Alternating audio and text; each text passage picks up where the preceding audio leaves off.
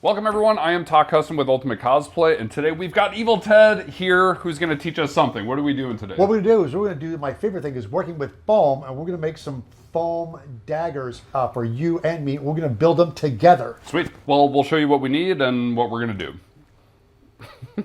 That's fine. All right, here they are. These are weapons that I drew up. This is kind of like a meat cleaver kind of vibe. I give you a little bit more of a high-tech weapon. Cool. What I like to do when I'm building stuff, I always like to pre-cut the foam. This is a 6mm TNT Cosplay supply foam. And then what I do is we have that. For you, we have the 6mm there here. Okay. And what I like to do is I'm doing 6mm because this thickness is pretty cool. Like that's still pretty thin for a blade. Okay. So that'll allow us to be able to do our bevels, which we'll get into that later. So if you'd like, sir. Sure, yeah, I'll work on this side. All right, so we're going to start just tracing out on the top layer of foam these daggers.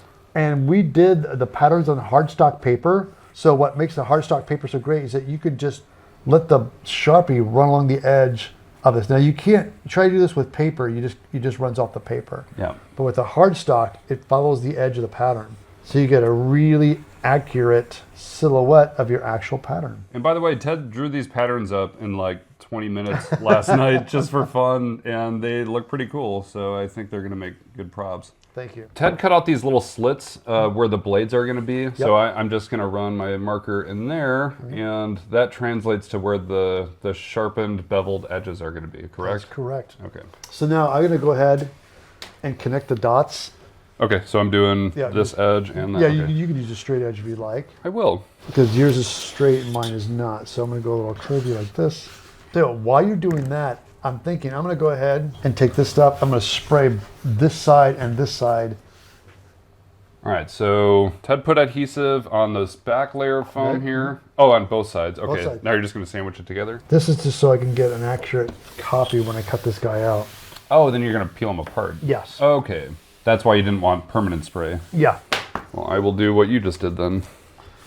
Give me that spray. Okay, and then bang. This design is awesome. Oh, thank you.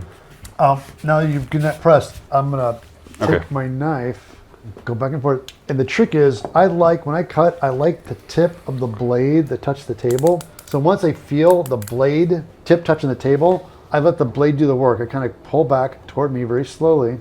And I can feel that tip is touched. Therefore, when I do this, I know it's going to cut all the way through, like that. It's also helpful to have one of these self-healing cutting mats. Yeah, Without one of these cutting mats, you're going to cut right into your table. Okay, I'm also going to try to cut on the inside of my marker lines here so that we get a nice, perfect copy. Otherwise, your pattern is going to be a little bit bigger. Hopefully people know that I'm not a professional prop maker like you are, so their expectations of mine aren't quite as high. We all start from somewhere. Here. Oh, see, perfect. Yep. So cutting curves, it's always good to use a smaller craft blade, which I could have just done that instead, but anyway, it makes it a lot easier because the cutting width is a little bit narrower, so it allows you to get curve in that. All right. Not a curve there, I gotta do it. Well, you know, you can make it a curve if you choose to. No, I don't want to. I want it to look exactly the way you drew it. Okay. While Tuck is doing that, I have this handle here. Just the handle part, I'm gonna trace. Oh yeah, so you're gonna do a thicker piece of foam for your handle, right? Yes, I am. Ta-da. Sweet. I traced it, and I'm gonna go ahead and flip around and do a right and left as well. So you're just doing mirror copies of your handle? Is that, yeah, because I want the handle to be a little thicker. So what I'm gonna do is I'm gonna go ahead and cut this out to make it easier. I'm gonna leave this for you because you're gonna do the same thing with your handle. Yep. This is the Sharpie lines. I'm gonna draw and cut this on the inside of the Sharpie line. Yeah, and you also, if you want, you can just cut this pattern and just do your handle if you want. Oh, right. Yeah, I'll do that. Oh man, nothing beats a sharp blade.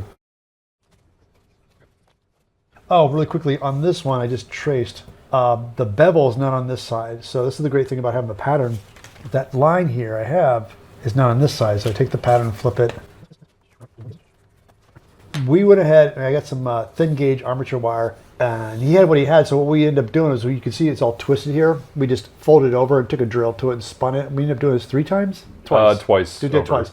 And this is just to give us some rigidity. I want to make an armature wire to put in here. Before I pull these guys apart, Oh, make some I registration make some marks. registration marks. Ah, of very this. smart. So what it is, this prevents me that when we go to glue this back together, this helps us line things back up. And you think, well, it's a square. How hard can that be? But if you glue it and put a bend or a twist to it, it starts to make it bow look and do weird stuff. That makes a lot of sense. sense. So I always found it's best just to put marks on it. All right, I'm finally caught up to you, so I'm Yes, do the same doing thing. what you're doing. So Yeah. I'm just drawing straight lines across so we know they're going to match up. Registration marks. This is so great about the 6 mil. It's thin enough that once we taper this, it's going to make it this edge really menacing looking and nice and sharp. So now I'm going to go ahead and pull this guy apart. There we go. Yours a straight. All right, so I'm pulling these apart, right? Yep. And yours might be all right because you might just be able to float yours straight down the middle. Okay. Which is great. Mine's got a bit of a curve to it. I'm going to bend mine a little bit. Oh, so that's what's going to keep your dagger from flopping this way. Right. Okay, that makes sense. Because the foam, once it's together, I've always people, oh, what's going to make it from bouncing? When you're sandwiching two pieces of foam together, that takes care of this motion. So it won't bend this way, but it will probably go that way. So the armature wire in there is going to prevent that. And what I'm going to do is I'm going to make this guy, and we want this wire to bend into the blade, and I want to stay away from the bevel. I don't want the thing to poke through, so I'm going to keep back a little bit here, and then bend this. And this is going to go all the way to the handle. Okay, so I want to avoid the bevel. Yep, and then go straight back. All the way through the handle? Yeah. Okay, cool. Kind of and try to get in the middle. Try to get in the middle of your hand. Okay, I'm going to cut this. Yeah, I need to cut mine too. Hopefully this works. Yeah. Yeah. Cut mine right here too. Yeah.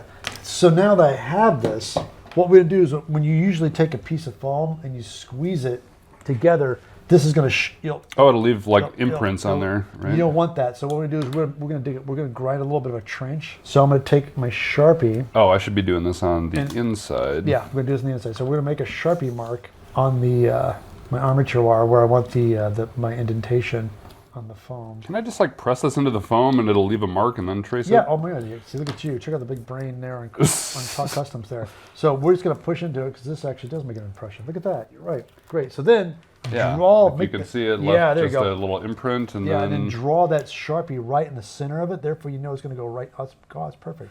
It'll make it fit way better than what I was doing. That's what I do. What I do is I like to drill it out first, glue that wire in so it doesn't move, and then when I press them, it makes the impression. I know it's going to fall in the exact perfect spot every time.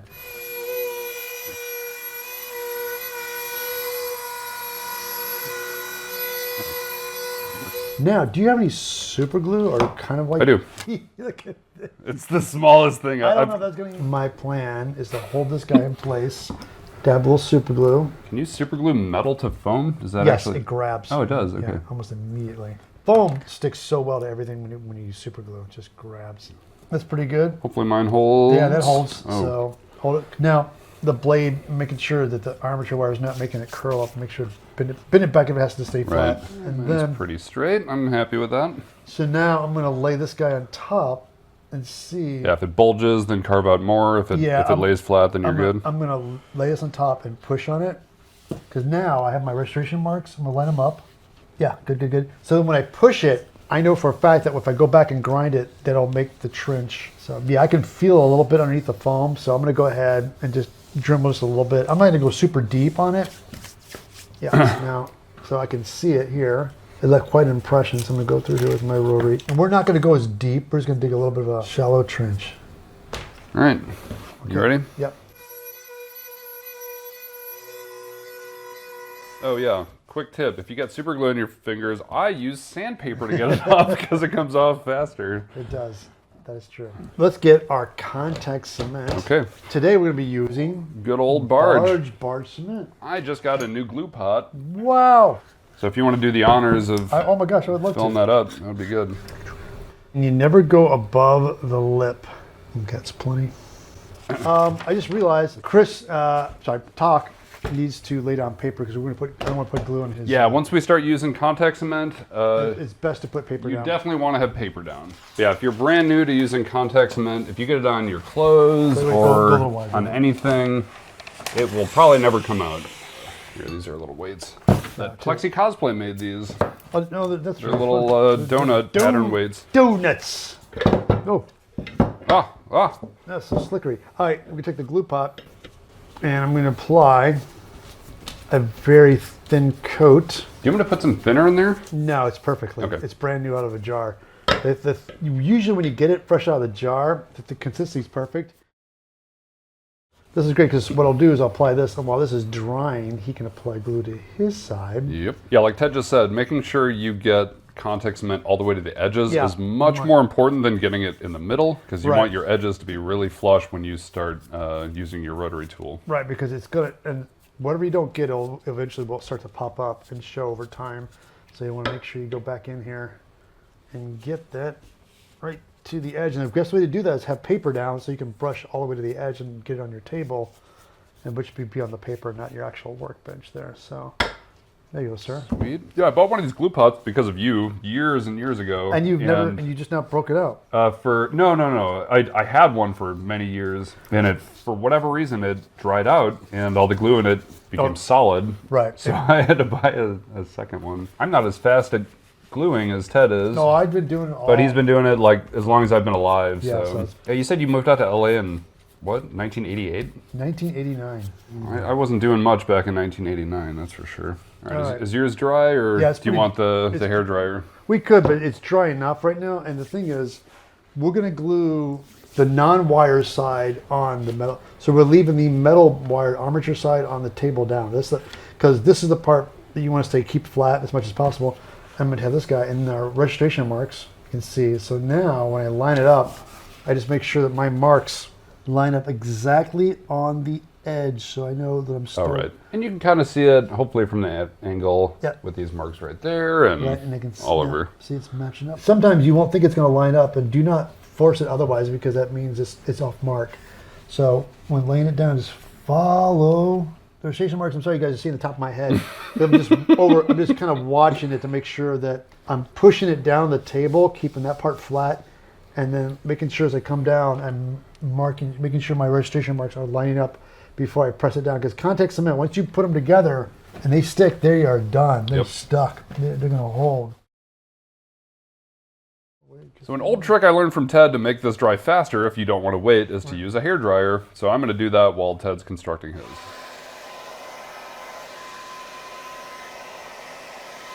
When I'm putting my panels together for this prop, I'm going to make sure my blade matches up. Start with the very tip of the end. Kind of like Ted said, once you make contact, it's on there forever. So I'm just barely making contact with just the point there.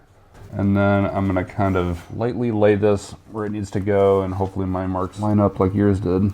I'm also using kind of my thumb as a guide to match up the edges so that they are perfectly flush. And your marks are lining up good? Are they? Okay, good. Yeah, foam's great because you can kind of stretch and squish it, which I learned from you as well from your old helmet videos. Yeah, don't let the foam take control. You're the boss. Is that what you... Yeah, I always say... Is that how you talk to yourself in your head while you're building stuff? Yeah, I'm the boss. I'm the boss of you, foam. Yeah, you're the boss of me, man. We have the handle, but we're not going to do the handle yet. I'm going to go ahead and... Are you going to start grinding? Because our next step is we're going to do some grinding. And again, we're going to start working on the edge. And while the bit is in there to grind the edge, we're going to do the same thing to the handles. So we're going to grind the outside edges around these guys off. And we're going to do the same thing with this blade. Because I like to do it quickly with a sanding drum, and then we go back in and clean it up with a stone bit. Oh, so you're going to go all the way around and just make sure everything is nice and... Yeah, knock it all down quickly, and then go back and clean it up with a stone bit. So while you're doing that, I'm going to go ahead and take this... Oh, come on, Ted. Jesus. And dress me up, but you can't take me out. All right, so we're going to take this guy out and swap in our sanding drum. And again, this has got a rough sanding head. It will leave grooves in the foam. But I like doing it because it just removes the foam faster, and we can always come back and clean up the foam with a stone bit. Now, this is where the excitement begins, because this is where you really can kind of see your blade taking shape. So, again, like I said, this bevel edge is where it's going to end, and I want it to end in the center line. So I'm going to start with this part, grinding down, and then get as close as I can, and the end is going to be here and end here. And once that's done, I'm going to flip over and do the other side. Okay. So fire me up. All right. Cool. Let's do it.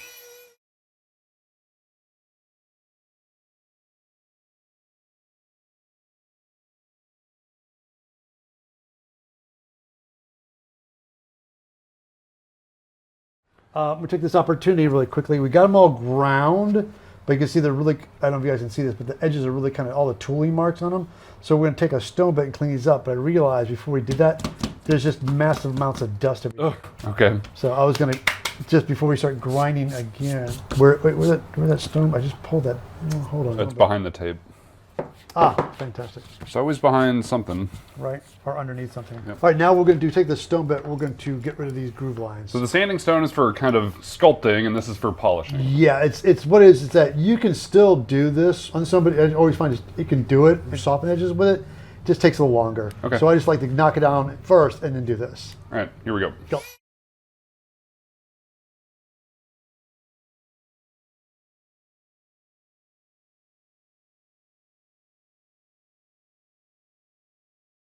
You got we have the edges nice and cleaned up and beveled. On this one, it's nice and sharp and scary looking.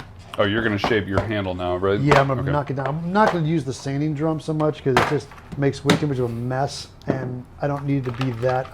There is a nice stone bit. It's really nice and rough, and I can get these edges softer with this, and do it smooth. It'll make it nice and smooth, not leave grooves on it so much. And I'll probably shape mine after I glue mine together. And yeah, if you want to do that, round yeah. this whole thing Yeah, out. I think I'm just going to round these guys off really fast. Okay, cool. So I'm going to round mine off really quick. You can fire me up. Oh, yeah. Yeah, there we go. That's the ticket. All right, I'm going to go ahead and apply some contact cement. I'm going to go ahead and stick these handles on. You always can go back in with a rotary tool and clean up these edges, but I want to get the handle on. And while Ted's doing that, I need to figure out where to put contact cement for my handle, so I'm going to draw a straight line. I don't know if you did that or not, or if you're just guessing. No, well, the silhouette's a silhouette. It's like, okay. if it doesn't really quite fit, I'll grind it to fit. There. So now I know I need to put contact cement in this area. Yeah, because the cool thing with the handle is, the only thing that need to be kind of more precise was the blade itself. The handle, there's a little bit of forgiveness to it, so at least for the one I'm doing right here. I'm going to make it a little more banged up. All right, so my glue is dry, and we can put these on here. Excellent. So anyway, I got my handle panels on there, and Ted's got his. So now you're going to do some shaping, correct? I'm going to, yeah, because you can look closely here. It's kind of a little rough. It's a little uneven in some spots, so I'm taking a stone bit. I find these guys are great, but they're sharp, hard edges, and you do it leaves grooves. So you're always safe to use the taper bit because you can grind it, and if you go out of line, it won't dig a groove into it. If you use the round guy and you turn it sideways, it'll leave a groove. So rounding stuff up, round bits, they're bomb. All right, fire me up. Let's do this. Cool.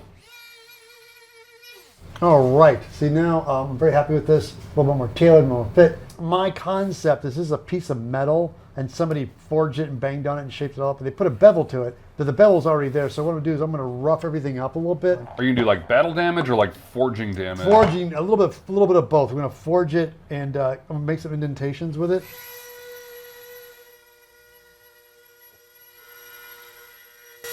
I like how you're like not overthinking this, and I don't mean for that to sound weird, but like when I was new working with foam, I was really nervous about just loosely adding texture and not really knowing what I was doing and thinking I was doing it all wrong. But you're just going for it. It comes from experience. I've done this enough that I know what I'm trying to do. Right. And I know the end result, so it's like, oh yeah, this will look cool. Well, you're not over-engineering it though. Like, it just looks like you're having fun sculpting foam right now. Yep. All right, well, I asked Tock to give me a wood burner. I'm going to take a little bit of this wood burner here, and I'm going to do my vibes. This is all metal, and this is pieces of wood that this person made and put on. So I'm going to take the wood burner and just kind of do some grooves into it. Oh, cool. And if you're asking me, I'm making this up as I go, the answer is yes. Just kind of go for the vibe. Again, it's kind of hard to see in black, but once you paint it, the cool thing about the grooves is it'll take the paint really well. So when you have texture on foam, especially, it'll practically paint itself. I actually like this bit. This bit worked better than I thought it would. Cool. I should use this more often and stuff at home. Yeah, you get that sharp edge kind of thing. Mm-hmm.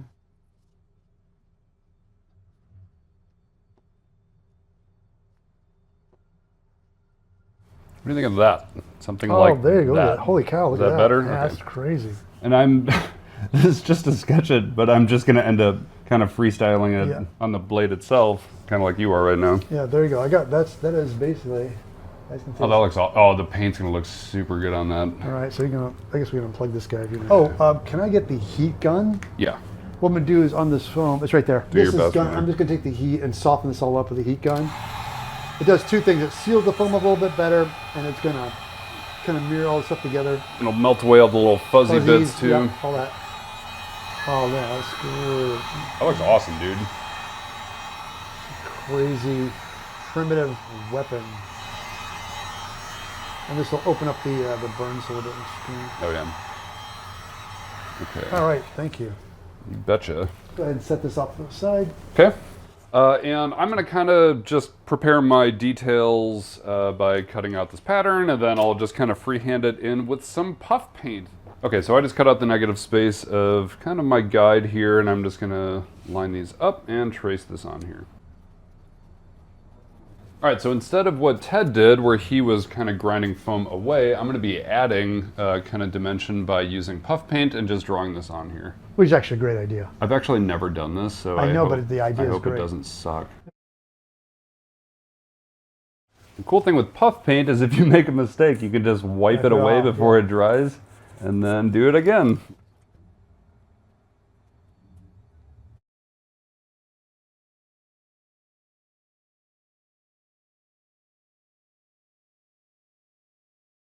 Okay, so here's my little puff paint experiment, and I don't know if you can see that it's got a little bit of depth, but in our next video, when we paint that, it should show a little bit of texture. Yeah, that looks awesome. Yours looks awesome. Now, since Ted did some texture on his handle, I want to do some on mine. I'm going to do a little different technique where I'm just going to kind of lightly score the foam. You want to use the craft knife or you want to do it? No, I like doing with the bigger blade. So I'm going to use this clear quilting ruler so I can see through and make sure that I get perfectly spaced lines here. So I'm just going to go through and do a bunch of crosshatch scored lines, then we're going to hit it with a heat gun, and it's going to make this really cool diamond texture. All right, so now I'm doing alternating lines going on this angle, and we're going to go all the way up to the top. Now, it might be kind of hard to see the lines we scored on there right now, but we're going to take a heat gun, and when we hit it with this, it's going to open all these up, and hopefully this looks cool. I'm not really sure how it's going to look. Can you see that on camera? Yeah, big time. It's popping. Sweet. Look at that. Wow. Cool. What a great choice. Thanks, man. I learned it from you. Okay, so that is the texture that I'm going to do on both sides of my handle. And we've got Ted's awesome cleaver and my hopefully elegant looking dagger. Wow, that's cool. Good choice. I like the clean. What's great about this video is we're going to show two different options. Like mine's kind of this barbaric, and he's got this more fantasy blade that basically the same techniques, but you get different results of what you want to apply. And I'm happy with mine, and I believe Tock is happy with his. I am, yeah. So this was the construction part of creating these daggers, and I think in our next video we're going to do priming and painting. Yes, we're going to seal it, and we're going to show different options of how to seal these guys up. Yep. All right, so Ted and I are all done with these daggers. Thank you for designing these, by the way. Oh, it was fun. Thanks. They turned out really well. Thanks for giving me the freedom to make it up. This has been cool. So I think we're both happy. We're going to wrap this video up now, and in our next video, we're going to do full priming, sanding, painting, and maybe weathering or something like that. Yeah, and also give people the different options of how to go about doing that. Right. Oh, right. So we're going to do that. Anyway, catch us in the next video. Thank you so much for watching, and we'll see you in the next tutorial. That was awesome. All right, let's do it, dude.